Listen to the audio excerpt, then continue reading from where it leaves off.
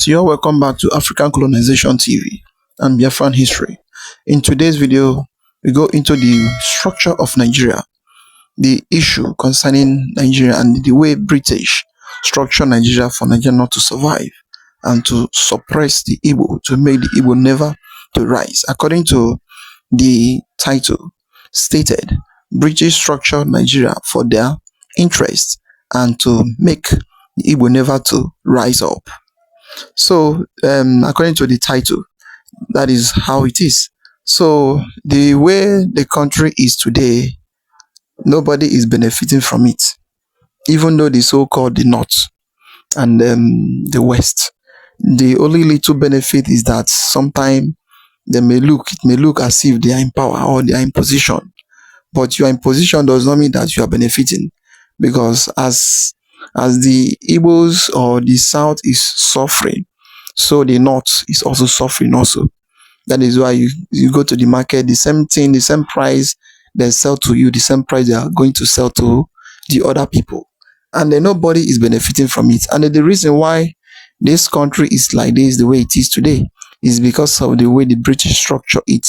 They create Nigeria for their own interest, for their own benefit. They never design Nigeria to benefit anybody. They do it in their own interest, and they do it and hand it over to those who will be giving them the return of whatever they want. So don't skip any part of it, because this video contains a lot. Because this our brother is going to explain to us a lot concerning how Nigeria is being built, structure, and then the damages the British have caused into the nation, and what makes Nigerian keep bleeding since the days of colonial rule down to these present days, and how it's being built, and the reason why everything is full with propaganda, lies, and the rest of them. And no matter whatever you do, then they can never, and you can never do it right. That is how Nigeria is being built.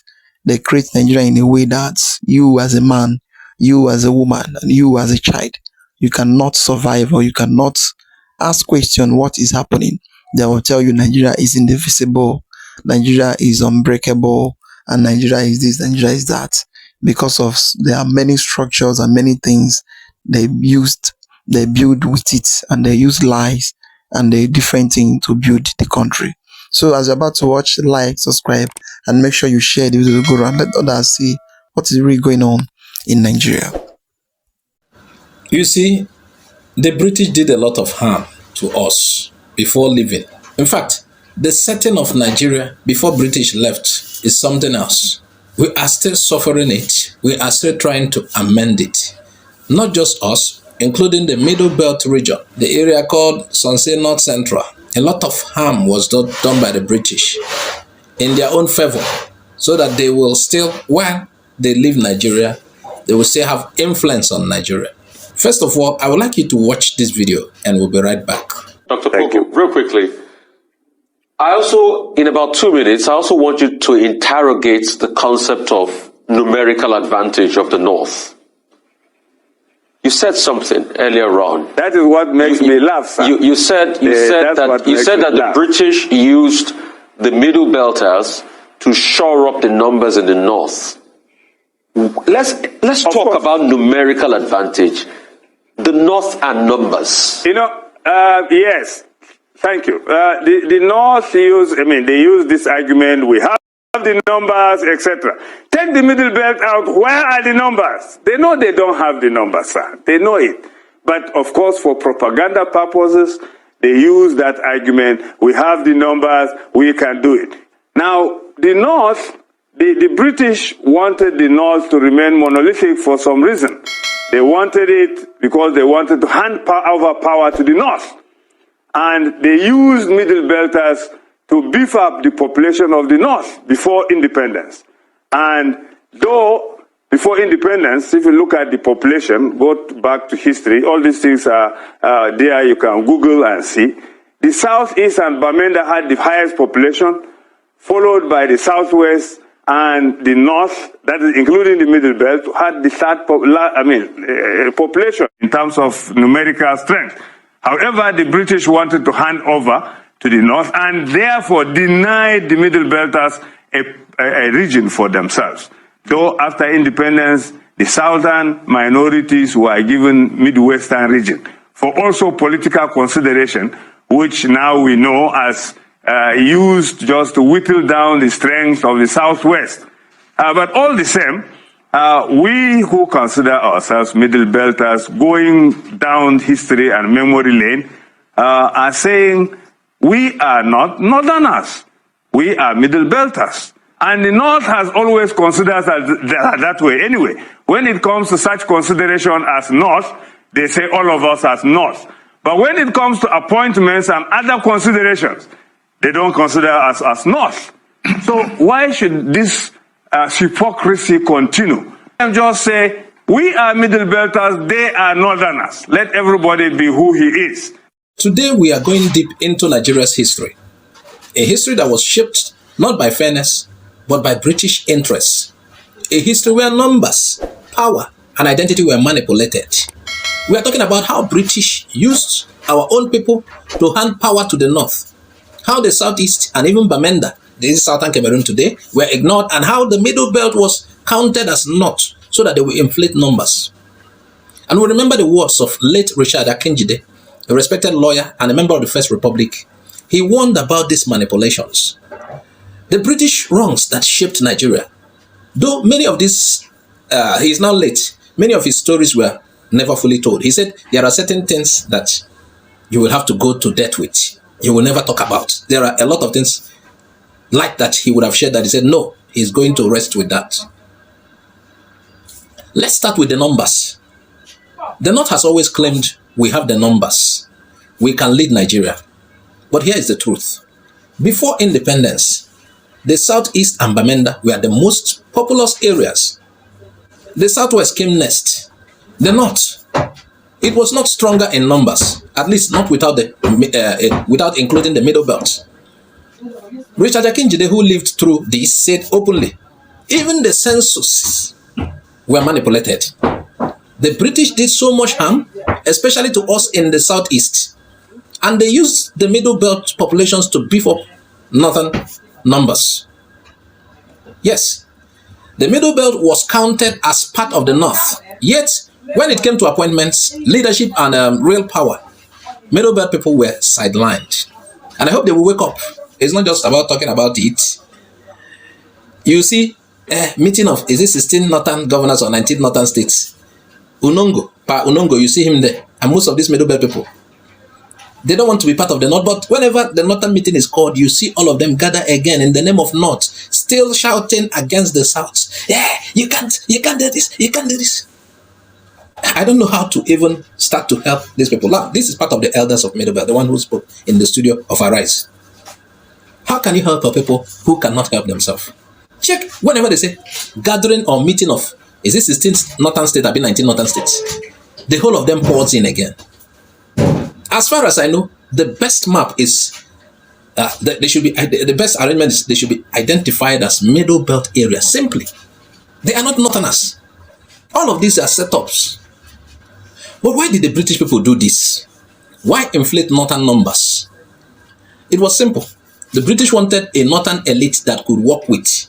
They preferred a monolithic north, easier to control than many small southern groups demanding change. Richard Akinjide himself said it. The British wanted to hand power to the north. They made sure the Middle Belt's population counted in favor of the north, creating illusion of a majority. Meanwhile, the Southeast and then Bamenda, strong, organized, and populated, were ignored. Their numbers didn't matter in the British plan. Let's talk about censuses. In Nigeria, population determines political power, and the British used this to their advantage. Richard Akinjide openly said, censuses were manipulated. Northern numbers were inflated. Southeast and Bamenda numbers were minimized. So Middle Belt numbers were added to the north. And this was not just about numbers. This was political engineering. Imagine this. Your area is counted to make someone else stronger. Then, when it comes to leadership or resources, your own people are sidelined. That's exactly what happened. And today, it is still being felt. And their leaders are even helping it to stay. Now, in the Middle Belt today, Official maps call it North Central. But many Middle Belt people say, we are not North. Now, Richard Akinjide and other elders observed, when it suited the North, Middle Belt people were counted as part of Northern numbers. Now, when it came to appointments, they were ignored. This is hypocrisy. That's why Middle Belt activists insist on their identity. We are Middle Belt, not Northern, though some of them are still being held sway by the idea of Northern Nigeria.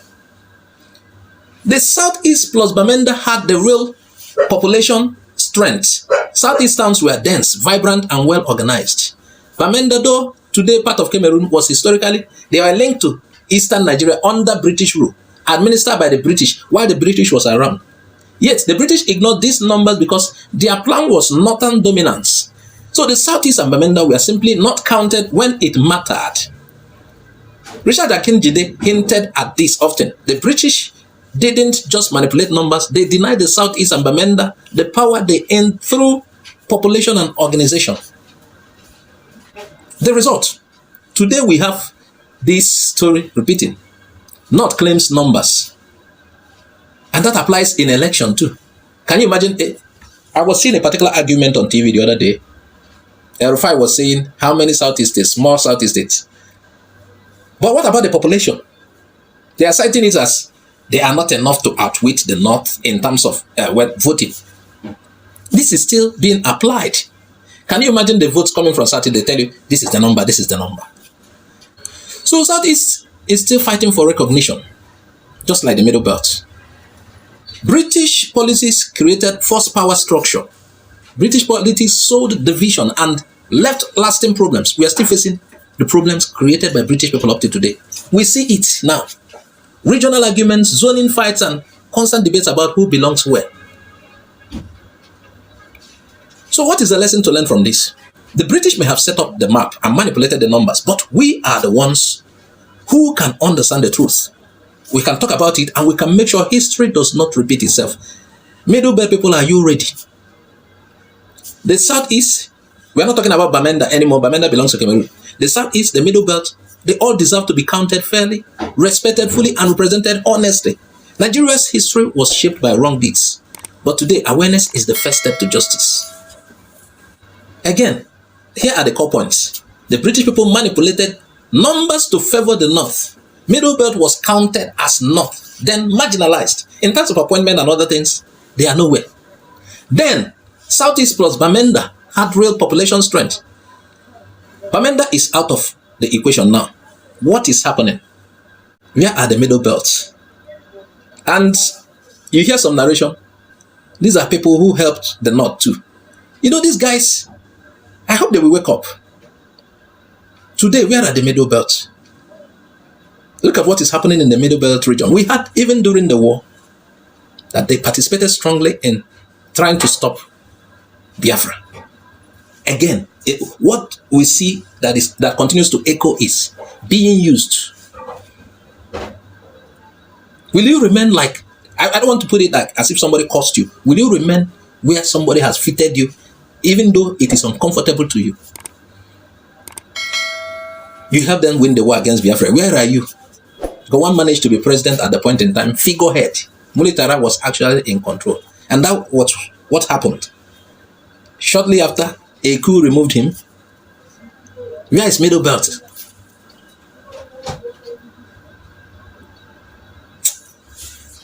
Anyway, let's leave it here for now. I want you to add your contribution, add your comments. What do you think about this British setup? How are we going to undo it today? How are we going to stop history from repeating itself? What do you think? Oh yes. This is our brother. He have explained everything the way it is. It is time for the Middle Belts to understand where they stand, who they are. They normally use them to manipulate the South, to manipulate the things, the interests of the people who want to help them. That is what they used to use them for. And then if you come to issue of politics, they will say politics is very dangerous, very deadly, and very bad, mostly in Nigeria. Once you come into it, they will claim that they are part of North, going to their meeting, their conference and everything. But once you come to issue of benefits, then the co-north will take everything to themselves. Then they will claim that this one is middle belts. And the middle belts, we don't know what is wrong with them. They don't want to rise up. They don't want to speak. It look as if it is they caused them because they are the main reason why this issue of one Nigeria still remain. Any day they rise up and claim and say they are no more liken this issue of one Nigeria because they are the one that is in the center. So they have the power. They have the more power than the co-north. So that is how it is. Well, I will like you to watch this video where the issue concerns Ekumeku War and why the British hate Igbo to the extent that they take off the whole thing, give it to the North because of the issue of this Ekumeku War and how the Igbo fought them in the war, make sure that they did not have their interests down to the south. As you're watching, I would like to hear your comments and what do you think about the whole thing going on. The Ekumeku movement consisted of a series of uprisings against the rising power of the Royal Niger Company of the British Empire by Anioma people in present-day Delta State. The British penetration of Nigeria met with various forms of resistance throughout the country. In the south, the British had to fight many wars, in particular the wars against the Ijebu, a Yoruba group, in 1892. The arrow of Eastern Igbo land in 1901 to 1902, and from 1883 to 1914, the Anioma in Western Igbo land.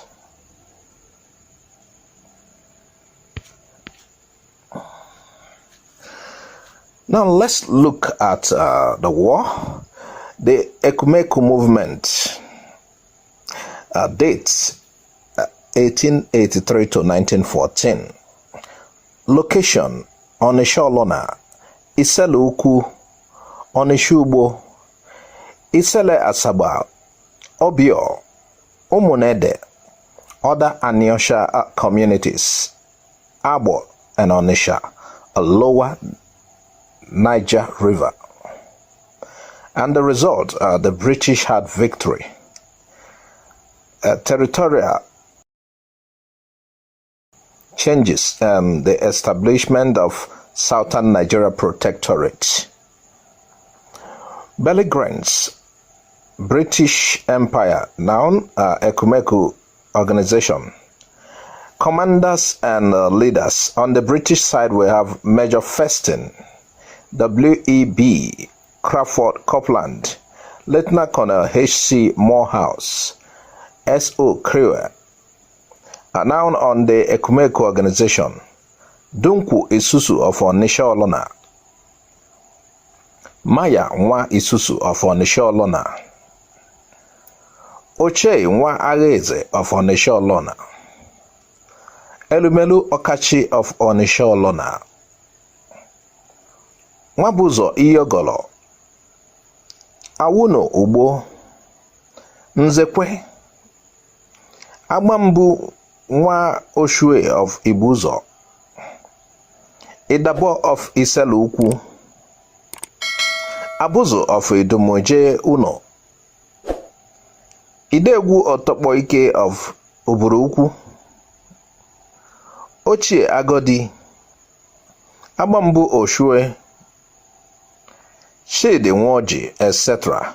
Now let's look at the strength. On the British side, they had hundreds of soldiers, and on the Ekumeku side, they have hundreds of soldier members, hundreds of Ekumeku members. Now on the casualties, the British had minor, while on the Ekumeku, minor with mass imprisonment. Now let's look at the history. The opposition was strong in Anioma land, where a series of wars waged against the British. The Ekumeku, who were well organized and whose leaders were joined in secrecy oaths, effectively utilized guerrilla tactics to attack the British.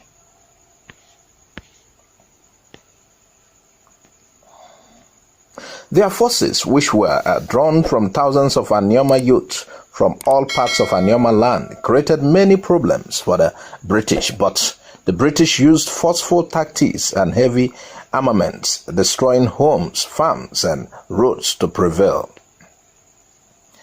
The Ekumeku, however, became a great source of Anioma nationalism.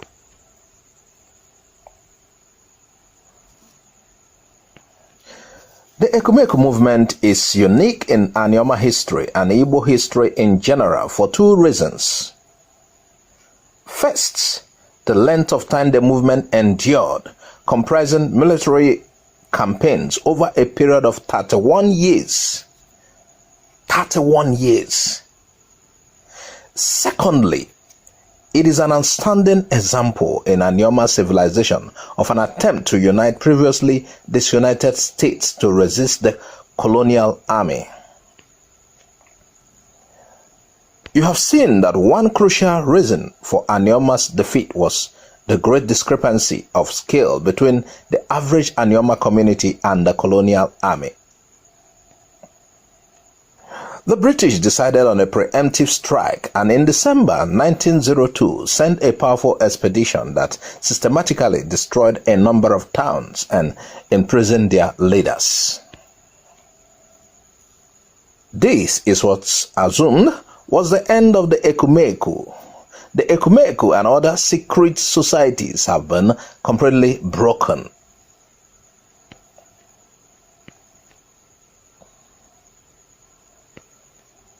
In 1904, the Ekumeku rose again. This time they changed their tactics mistakenly. It would seem in retrospect, abandoning the united guerrilla warfare of the 1898 for the individual defense of each town. The last act of the Eureka drama began in late 1909. The occasion was a succession dispute in Ogwashiukwu. One of the claimants, Nzekwe, the son of the last Obi, feared that the British would deprive him of his throne and decided to fight for his inheritance.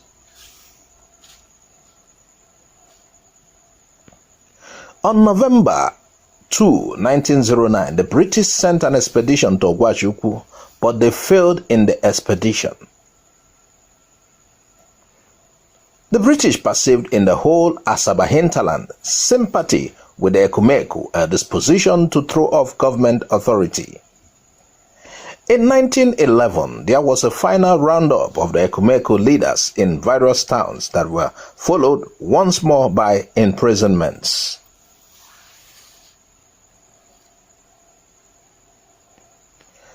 The acting lieutenant governor of the southern provinces sent an agitated telegram to Lagos. The whole country is above area. Is the state of rebellion. Reinforcement arrived from Lokoja and the British proceeded to a confrontation at Akebe. We quote both the contemporary British accounts of the battle at Nkwo Market.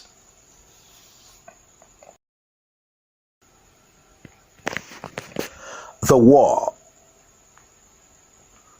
With the invasion of Ndoni in 1870 and bombardment of Onisha on 2nd November 1897, the stage was set for the Ekumeku War that engulfed the whole of Anioma. The Royal Niger Company, RNC, commanded by Major Festin, engaged Ibusa in 1898. And in 1904, it was the people of Owa Ikunzu against the British in a war that W.E.B. Crawford Copeland requested for more arms to crush the Western Anioma communities. Owa would once again engage the British in 1906 in battle that S.O. Kriwe lost his own life.